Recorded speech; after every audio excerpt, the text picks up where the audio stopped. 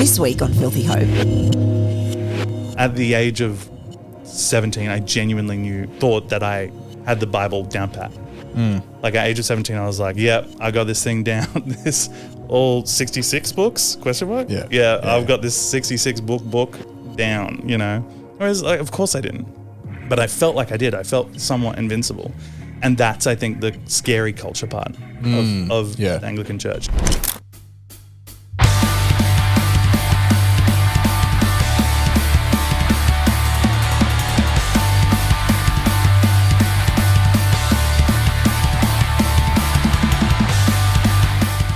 Hello and welcome back to another episode of Filthy Hope. If it's your first time here, welcome. For whatever reason, if you're here for the first time, we're so glad you found us. On this show, we spend time in the grey spaces where Jesus, life and culture intersect. I am your host, Jonty, and I'm joined today by a close mate of mine, James. Hello. James Watson, That's how what are they you? call me. Yeah. I'm good. Yeah, man. I've teed up. We've got the Australian afternoons going, which is like, I think a niche tea take, personally. Yeah, I would, We've spoken about this a little bit before, about how, you know, there's like Earl Grey people, there's English breakfast people. Maybe Lady Grey in there as well. Yeah, but you introduced me to this and it has converted me. So I'm just passing along the favour to those listening. Australian afternoon, it's where it's at. Yeah. If, you know, Twinings are listening, I'm taking sponsorships. Likewise. Yeah. We actually, like, there's actually a genuine story behind the Australian afternoon tea thing for me. For a summer after high school, I did reception work at the doctor's, like the GP that mum works at, which I won't dox her. But No. So for a whole summer, I was scanning documents and taking phone calls in the reception desk. And day one, I wanted a cup of tea, and they didn't have Lady Grey, they didn't have Earl Grey, they had Australian afternoon. I was like, what the heck is this? And I tried it, and I didn't actually particularly like it. But I just had to drink it all summer. Yeah. And now it just, to me, it tastes like summer. It's adapted. So we're recording this on the 3rd or 4th of November or something. I can't remember. I'm drinking more and more Australian afternoon because it's getting warmer outside. So it's the taste of summer. It's the taste of summer. Twinings. Yeah. Australian afternoon. Yeah. The taste of summer. So there's my unpaid ad. You're welcome, Twinings. This episode brought to you by Australian afternoon tea. Yeah, it's good. Thanks for being here. Pleasure. Really appreciate it. We've talked a handful of times off mic about potentially doing something. I'm sure we'll do something again after this as well. So surely. Listeners, if you don't like this conversation sucked in, we're definitely probably going to do more of it. Yeah. Just for our listeners who maybe don't know who you are, can you introduce us to you in a general sense? What do you do? Where's your kind of place in the broader Uniting Church scene, I guess?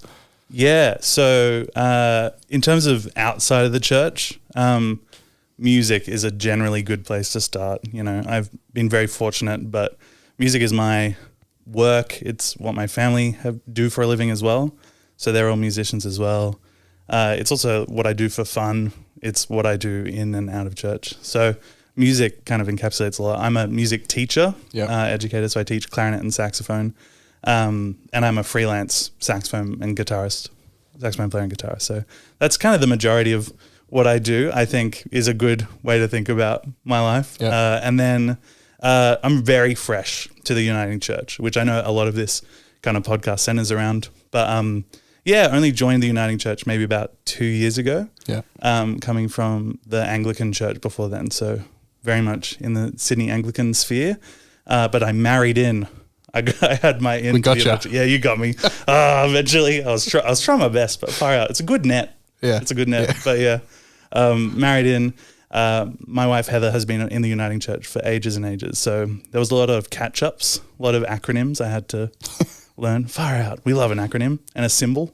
Yeah, symbols and acronyms. Oh yeah. 3-letter acronyms in particular. Far out. Far out. Yeah. Surprise candles at the beginning of. Oh yeah, you never candle know. Jump scares and candle jump scares everywhere. Yeah, so there's a bit of that. But I think that's a pretty fair set. Hopefully you'll get to know me a bit more throughout the pod. But that's the plan, certainly. Yeah. So I'd love to get into what that transition looked like because it's a very, I actually think more and more common these days with young people, less and less dropping root in a single church for their whole life, much the same way that the work economy is much more a transient type thing. I think the church thing is probably similar. So I think it's probably a worthwhile thing in talking about like what it's like transitioning between churches. But before we get into that, we had talked about doing Event Central. Oh, yes. And I don't want to jump the gun because I am keen to hear, because even just like off mic, hearing what you were going to rant about, I could see the fire in you. Bro, it's like number one. But in the words of Ness, should I do the thing? Yeah. Play the music, Jonty.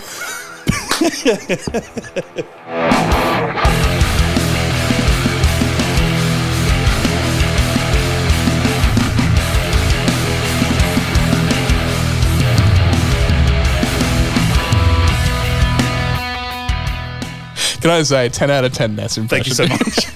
Ness, if you're Love you, listening. Ness. That's good. So, James, what's giving you the shits? Okay. So right now the electric guitar's in the background. Like, Yeah. good. So, like friends of mine, I will have probably complained about this once if we've ever been out, ever. This, I think, has almost elevated for me from number one pet peeve into movement territory, I think. Yep.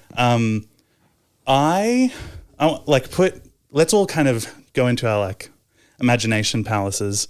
If you're driving, don't close your eyes. But Or merge into the slow lane before you do it. Yeah. Or, you know, Hazards on. Pull over to the side. Stop. Now go into your mind palace. So you're in the bathroom and then you've done what you need to do in the bathroom, and then you wash your hands because we've just been through a pandemic. Everyone should wash their hands. Don't be a grab. And you don't put your hands too close to the sink. Yeah, don't put your hands too close to the sink and then get sprayed everywhere. Yeah. Like I definitely didn't. I definitely didn't do before the pod. We'll talk about the moustache afterwards. Oh yeah, true. Okay. So you're in the bathroom, and then you've just washed your hands. You've now got beautiful, clean, fresh hands. You go to the exit to the bathroom to exit and then experience life afterwards.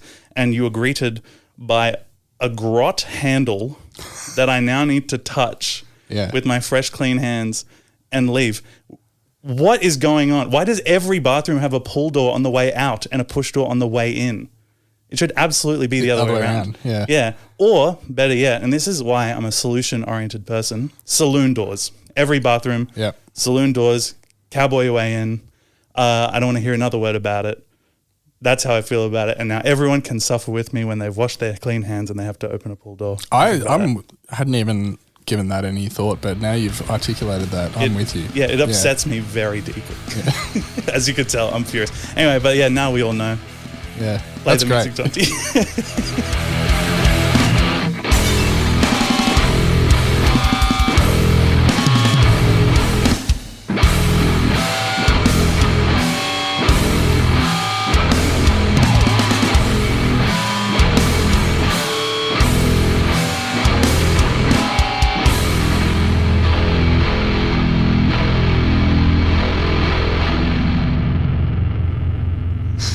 There's my Event Central. Yeah, love it.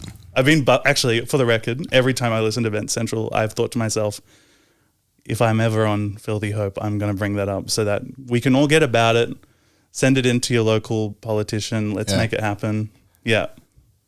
Absolutely. Yeah. I'm just thinking about the public bathrooms that I go through, Event Cinemas in Macquarie all the time. And literally, I thought that before, and now you've articulated it. Yeah. We're all on it. Yeah. You mentioned you need to address something as well about what's going on. For those, particularly those watching, you will have observed that I currently have quite a moustache on my face right now. Halloween was just, at the time of recording, it was just Halloween. Yeah. And it was a very relevant moustache. You wanted to scare kids doing trick or treat. Yes, that was what it was, as Weird Al Yankovic. Yeah. Yes. And so I do currently have a moustache, and I'm just waiting for the beard to come in. This was a commitment I've made, but I just wanted to address it. My wife particularly wanted me to address it. She did say, you need to explain yourself so that it doesn't seem like she's just allowing that to happen on purpose. See, I reckon you could pull it off as a Movember thing as well. Yeah, well, the timing is quite good, isn't it? Because a few people have asked if I'm doing Movember, but it feels really rude to the friends of ours who are actually doing Movember. I could just start raising money. That could be an option. Your own personal fund. Yeah, what I will say is if you do have someone in your life doing Movember, now's a great time to donate. Yeah. Yeah. Go for it. That's my Movember thing. The idea of like just shaving in a moustache and then handing out a QR code that's just to your own bank account. It's quite funny. Yeah. It's for my mental health. Yeah. So the mental health of me and the people around me that have to experience this moustache. Yeah.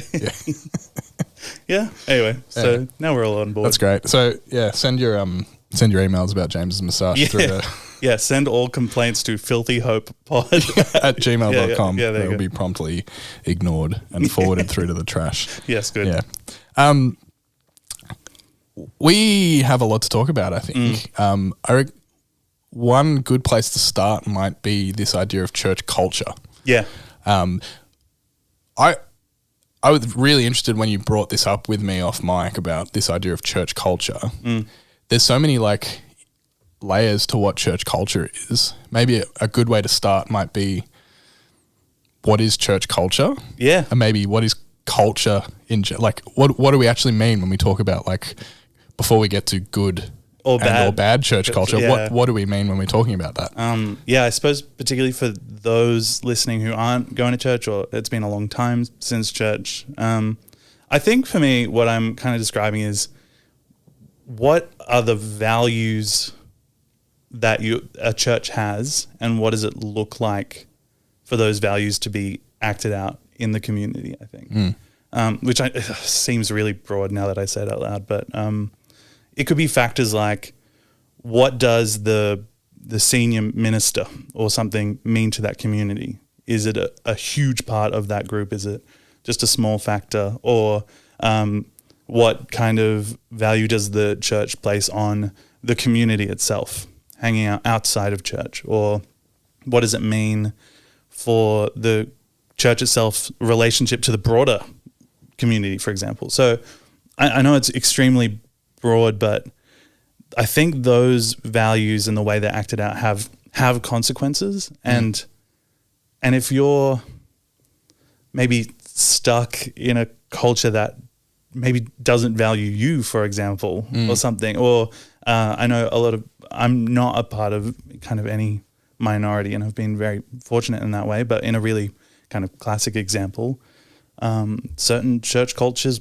might not accept you or will accept you to a certain level, and then you won't be allowed through. So those values have these consequences, which kind of have snowballing effects that lead to churches looking the way they look, I think. I think also there's probably value in identifying that the language that churches use plays a huge part in like externalizing culture.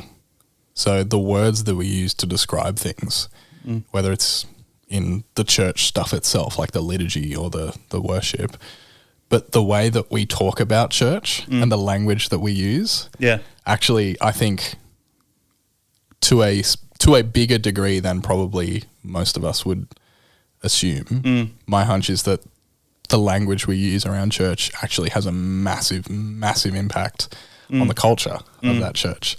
And that particularly, I think, comes to the fore when, like you mentioned, the way that church cultures can highlight minorities and make it difficult for people who identify with any type of, who have any form of, part of their identity that is a minority. Yeah. The way that churches talk about those things and the language that they use to talk about it can entrench some of those things, or it can be used to break those things as well. Like the words that we use in church, because the words that we use as individuals have power, but the words that are given weight by the institution, huge, like massive.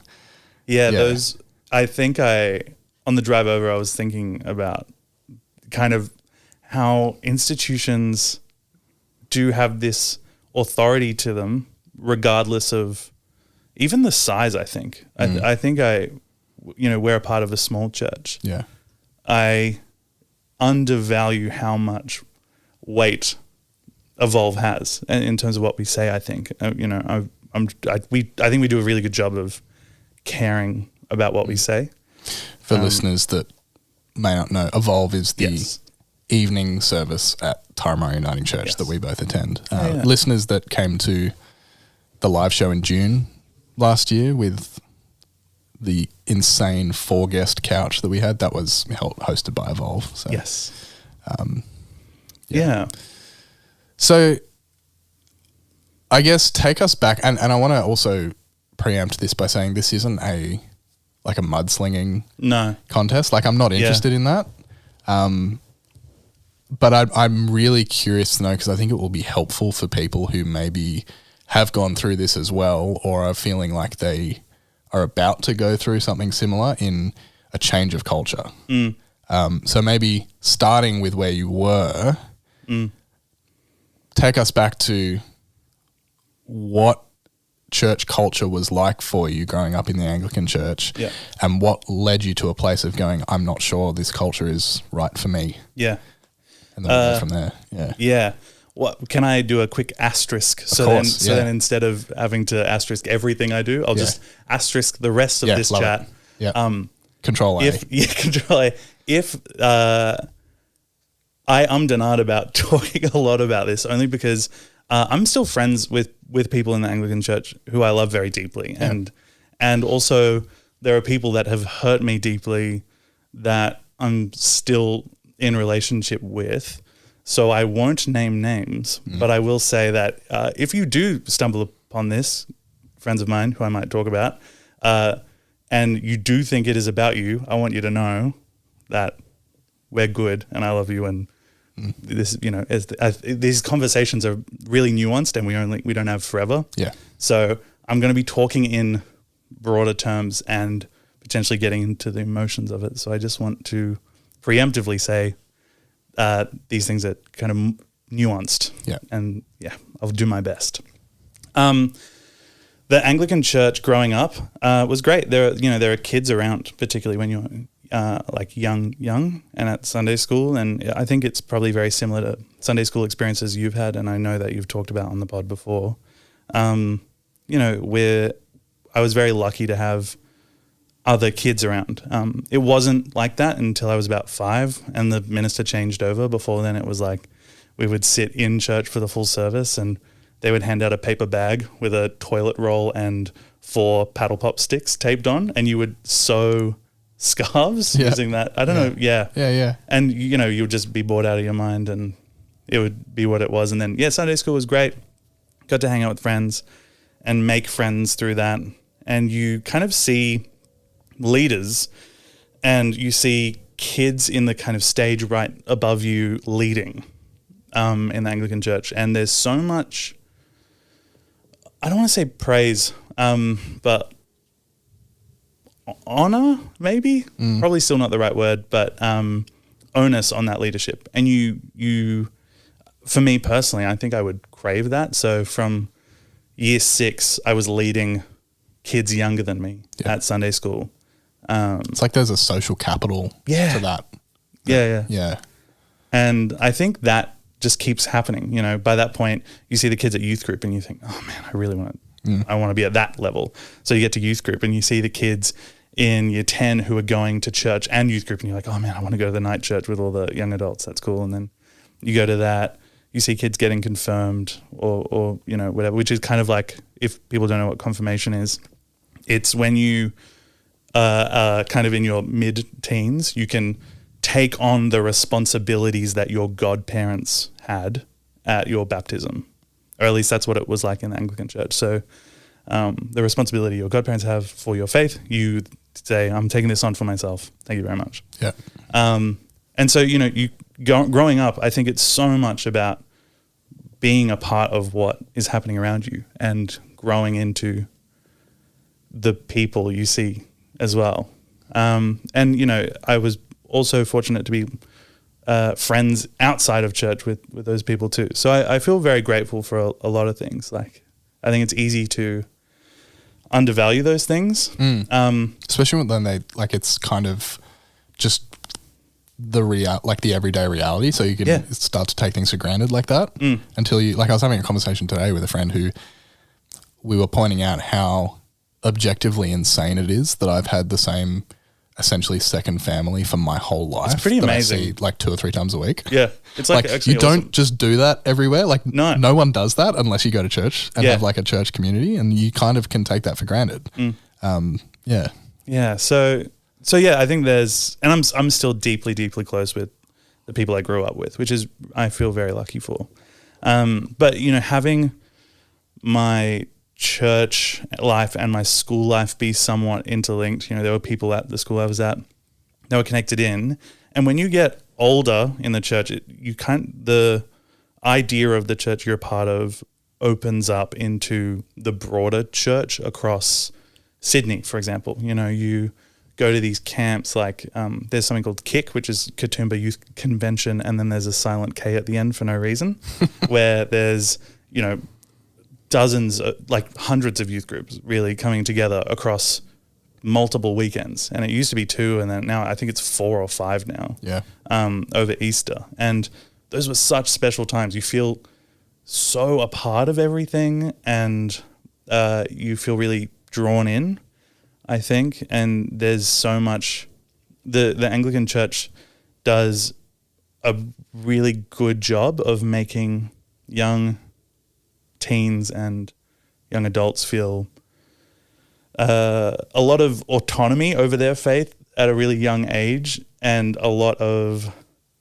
drive to be deeply faithful, I think, which I think is a good thing, maybe, but I know a lot of people have been really burnt by that as well. This idea that on the second night of KIC camp, for example, someone at the front's going to say, I'm really feeling the Spirit moving in the room tonight, and if you feel like you want to give yourself over to Jesus, I just want to, I'm going to pray this prayer, and you can say the words if you want, or put your hand up and we'll go at the back and we'll pray over you, or something, stuff like that. It's a really beautiful thing, I think, for a lot of people. And it's, I know a lot of people that would also describe that as maybe potentially a little manipulative. A lot of people describe smoke machines and lights as shiny, maybe, or bells and smells for our Catholic friends. So there's that element. I think that was a huge part of growing up in the Anglican Church. I think just the Anglican Church in general growing up really pushes you to go deeper and deeper into the church, both in terms of leadership or your personal faith. Which I imagine having such a massive group around you as well. Yeah. Is such a catalyst for that as well. Yeah. Like, because if everyone is doing it around you it's as so well, normal. it's which is really beautiful, because it's not, you're not being tossed in without necessarily being equipped to deal with it, although sometimes you might be, because you have the support and the community of everyone around you. Like, that's incredible. It's really cool. Yeah.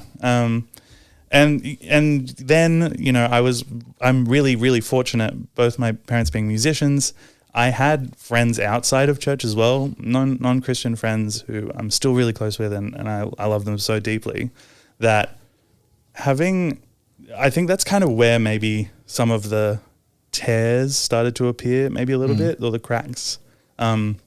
You have these friends that in the eyes of the Anglican Church are unsaved. They're in danger.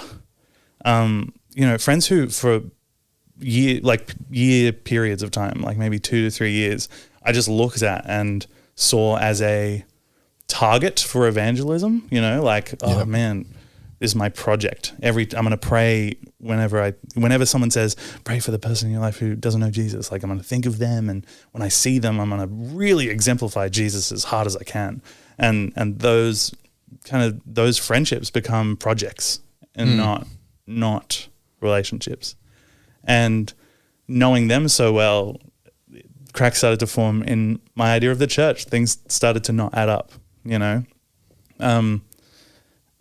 how can this person who I know loves their friends very deeply, and I know God knows them very deeply, and they're just banished to hell, that I can't really make heads or tails of that necessarily. And I'm oversimplifying that idea quite a lot, but that was this kind of first touch of the question. And then the old plebiscite rolled around, which surely there's no one young enough listening that has missed what the plebiscite is. It was 2017. 2017. The plebiscite. If there are any 7-year-olds listening to this. The plebiscite was around when Australia decided that we wanted gay marriage, which I think is awesome. But that was a really hostile conversation, I think, between the church and I guess, well, I say the church in a very broad sense. Sorry, I know that the Sydney Anglican Diocese for sure had quite a lot to say about it. I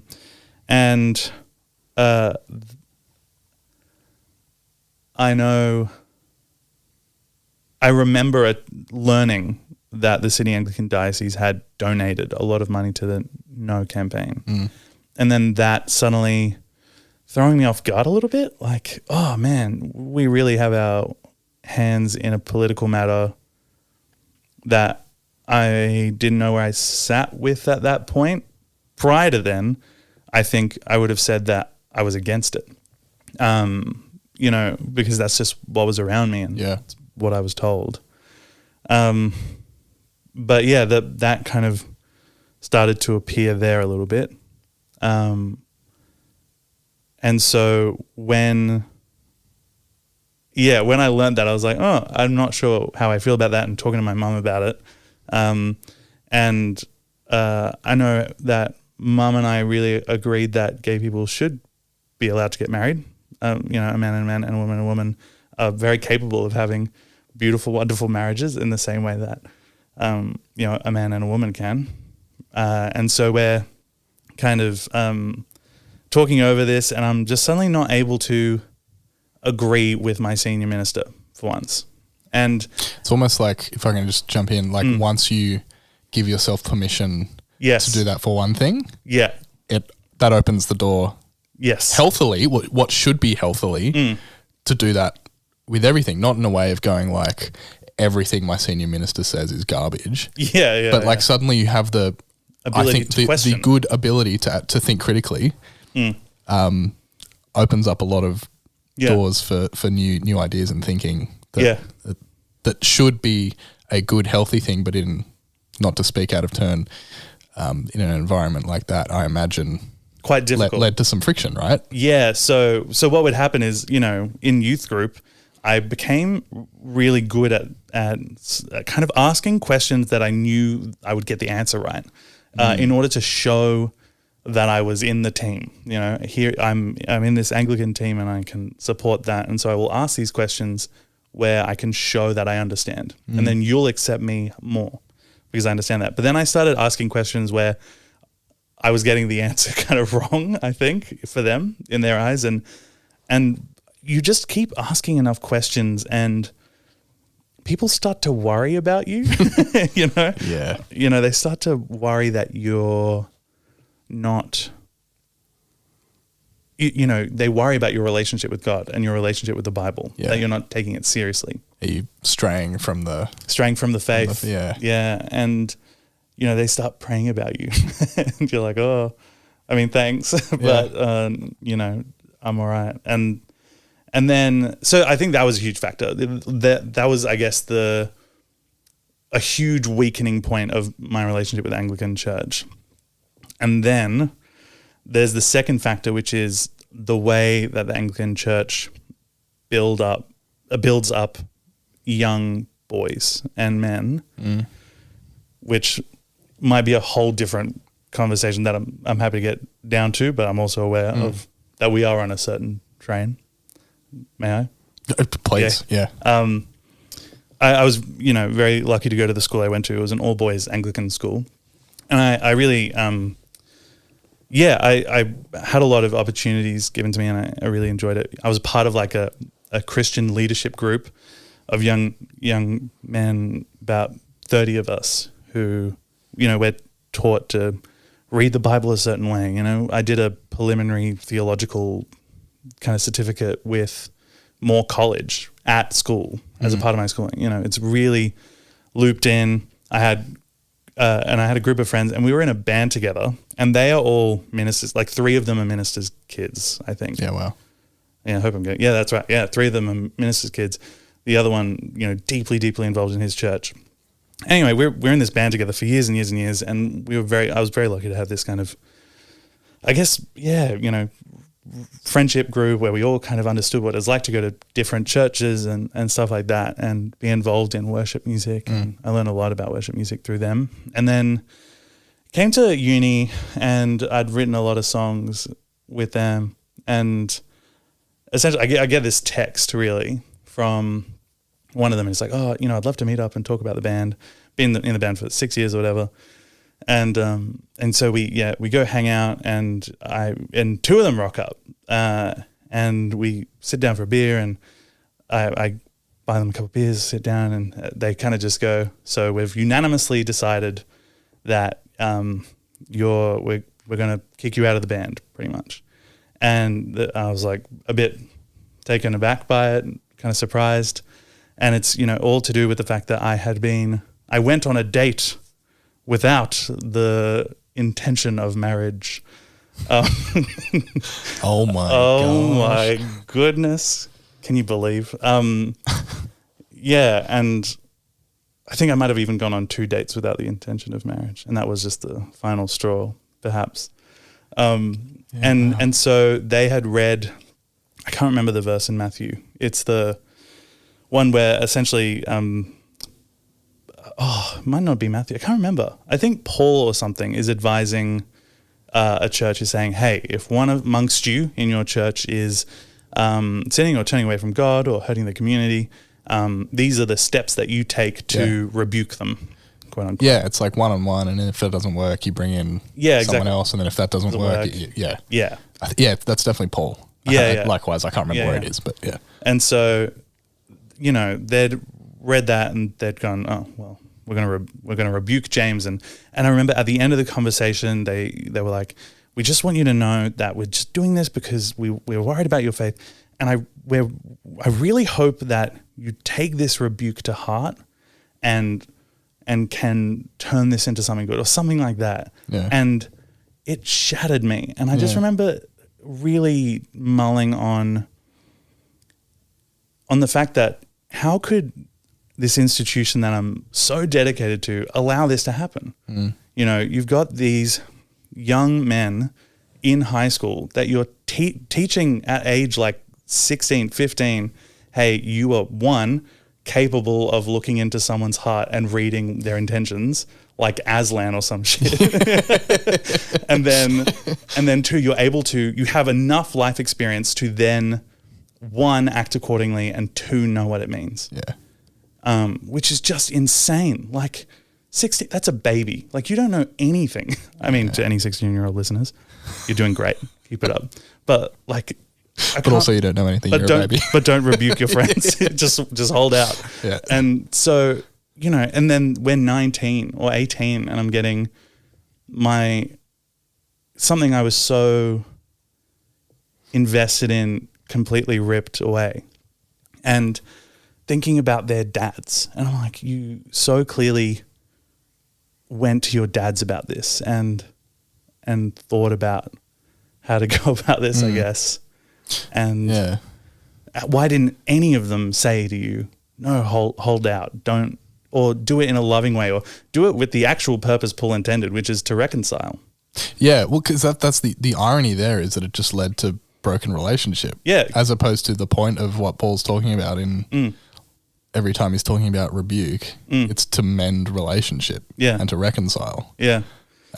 And so I think that was a huge final straw. Like after that, the cracks just kept appearing, and I can go on a lot of examples, but essentially I just started to pull away a little bit. And I think I was also somewhat getting the group I was in was also just maybe going in a different direction as well. And so, and at that point I started dating my partner, and she was heavily involved in the Uniting Church, and we got engaged, started talking about what churches to go to. And I said, anything but the Uniting Church.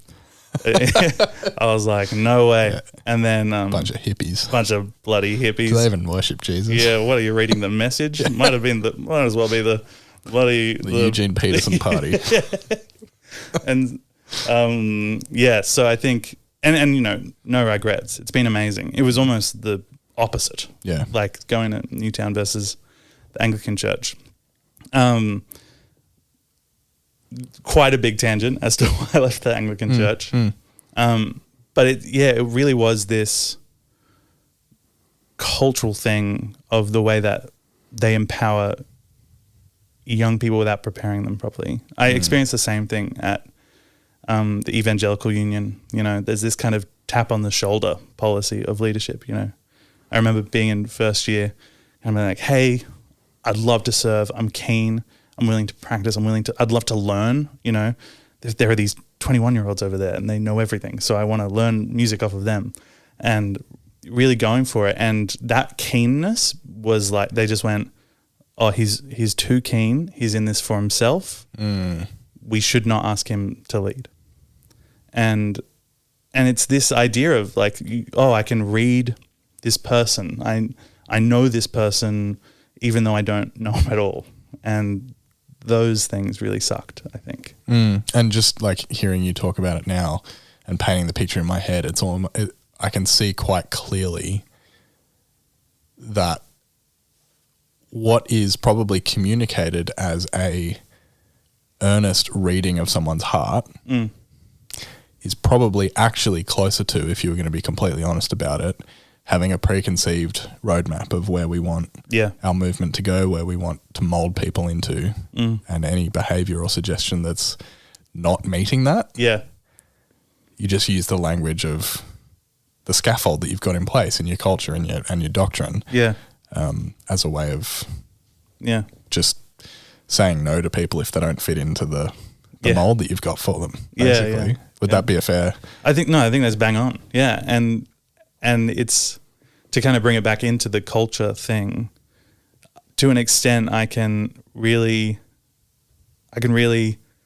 not empathize, I guess, but they're also just kids. Do you know what I mean? Like it's like they don't know anything either, and neither.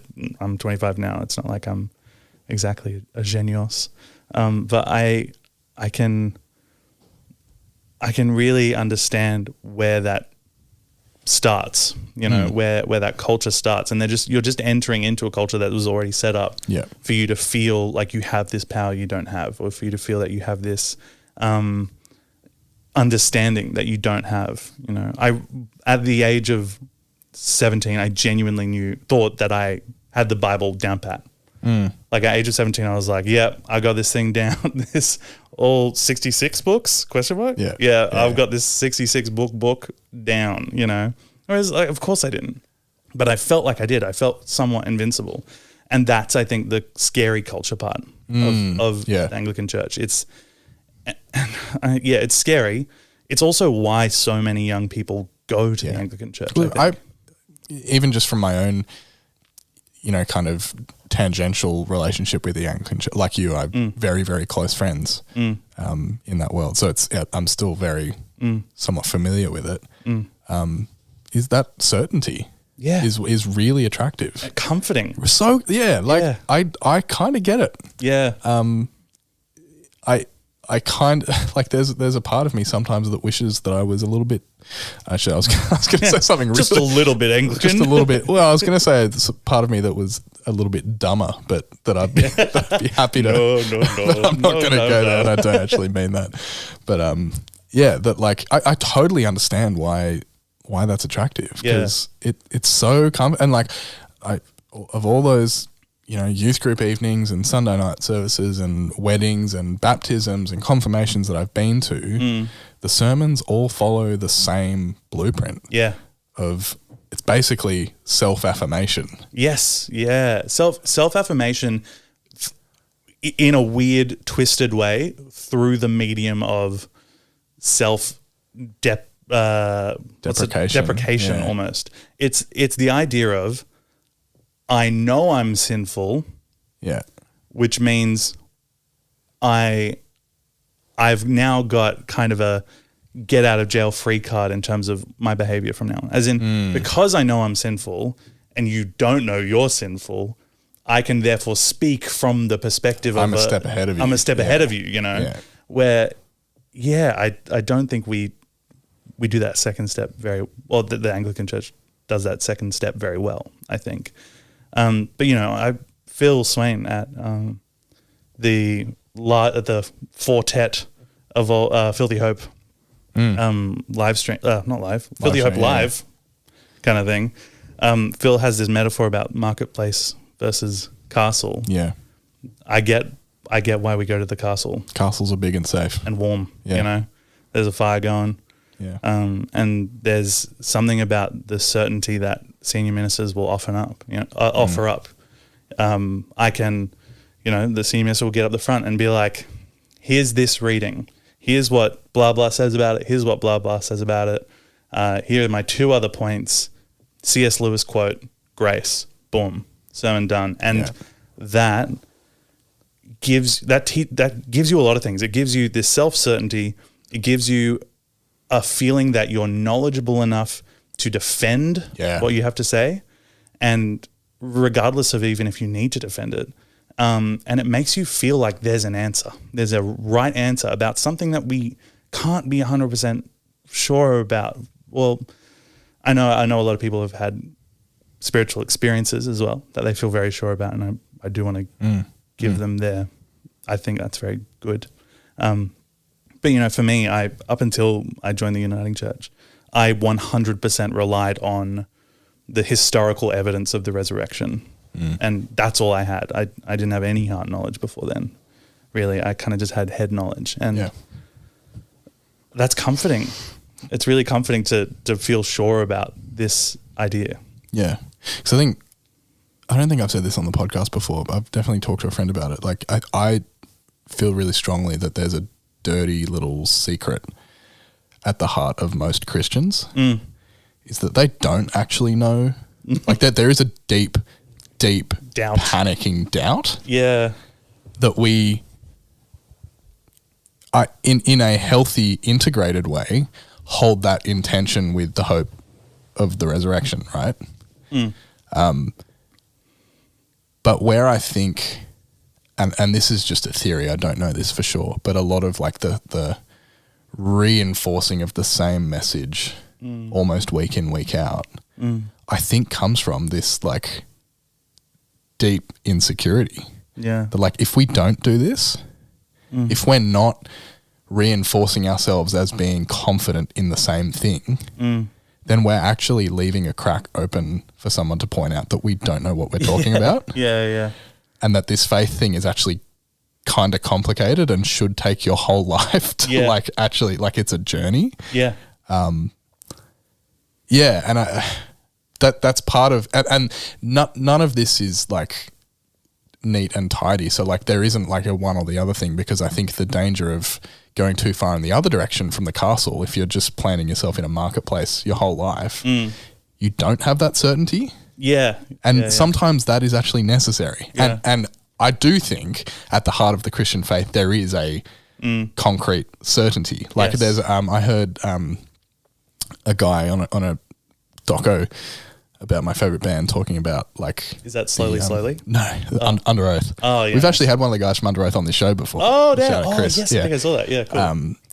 Talking about this idea that faith, and Christian faith in particular, is like a house that you build. And it's actually necessary if the house that you build starts to get rickety or the timber starts rotting, you got to burn it to the ground and be okay with that, so you can start again, knowing that even though some of the bits of the house that you've built that you hold quite dearly, like your living room or whatever, they get burnt away. But the concrete at the bottom, the thing that you build your house on, you can't burn that away. Yeah. But I think when people build their whole faith on the house itself and not on that concrete, the idea of questioning anything or burning parts of that house down is like, do not touch my house. Yeah. I'll pray for you. Yeah. Instead of going, but I don't, it's certainly one thing to be able, I'm actually not ready to burn my house down. My house is in good order and functional and doesn't need to be burnt down. It's working. And that's great too.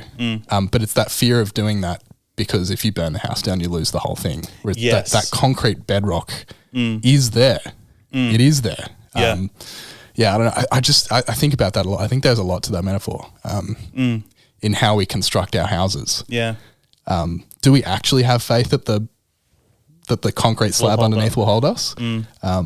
Yeah, I don't know. Yeah. There's definitely something in there that I think a lot about. Maybe I often think about with the marketplace metaphor. You ever see those like caravans that have the awning out the front? And so it's like attached to the caravan is I'm using hand actions on a podcast. Works well for the people watching. YouTube. Yeah. You've got like the pole that attaches to the bottom of the caravan. It comes out and you stick it in the ground. Yeah. There's like a tarp over the top. And so you've got this kind of sturdy vehicle here that's kind of holding it up, and then the more open awning. I sometimes wonder if our marketplace tent just needs it would be nice to have a back wall every now and then to lean on. Yeah. Maybe there's something there, but I don't know. Yeah. So you've gone through there. You've met your now wife. You've been in the Uniting Church for 2 years? Yeah, I think so. Yeah, 2.5 maybe. We were talking about church culture. Yeah. It's interesting, as someone that's been in the Uniting Church my whole life, I don't know if there is a strong culture in the Uniting Church, full stop. Yeah. Because the nature of the Uniting Church is that it is so varied. Yeah. And which is great. But whereas in something like the Anglican Church, or, there's lots of issues happening at the moment in terms of the Baptist Church, but like certainly there as well, there is a kind of unifying culture. Yes. Yeah. That there are pockets, but there kind of isn't in the same way as those other denominations. The Uniting Church doesn't really have that. Yeah. So what's that been like for you coming in to this new space in the last couple of years? Yeah. And finding your place. Yeah. Just to briefly go a little bit into the mechanics of broad church things, the Anglican Church, and I'm really sorry to my Anglican friends if I get this wrong, but the idea is the synod. So for example, the Sydney diocese is actually, the synod is all of the ministers coming together. It's not quite the same as the Uniting Church synod, but the diocese controls the buildings in the Anglican Church. So they will give you the building so long as you follow a certain set of beliefs, which is why the Anglican Church, you can kind of go to almost any Anglican church, and the majority of variation you're going to see is in the music, not the teaching. Yeah. It's safe. You can kind of church shop, quote unquote, about and guarantee a few sets of things, right? Yeah. The Uniting Church, there's no guarantee. And actually the biggest culture shock coming to the Uniting Church probably was the sheer lack of consistency, right? Yeah. Like between churches. I go to Evolve in the evenings and Newtown in the mornings on Sundays, which makes me twice as saved, if anyone was wondering. You got 2 rooms. Oh, yeah, man. I'm double churching. You got the penthouse booked. No. That's not how it works. But I do have the penthouse booked. Yeah. No, I don't. Anyway, so I'm going to both at the moment, and they're both wonderful. But they both give me very different experiences, Yeah. Newtown is a missional church. It's attached to a soup kitchen. And the cafe goers bring so much to Newtown that I wouldn't get at Evolve, and vice versa. Evolve is really young. It's in my age bracket. There's not really the same kind of breadth of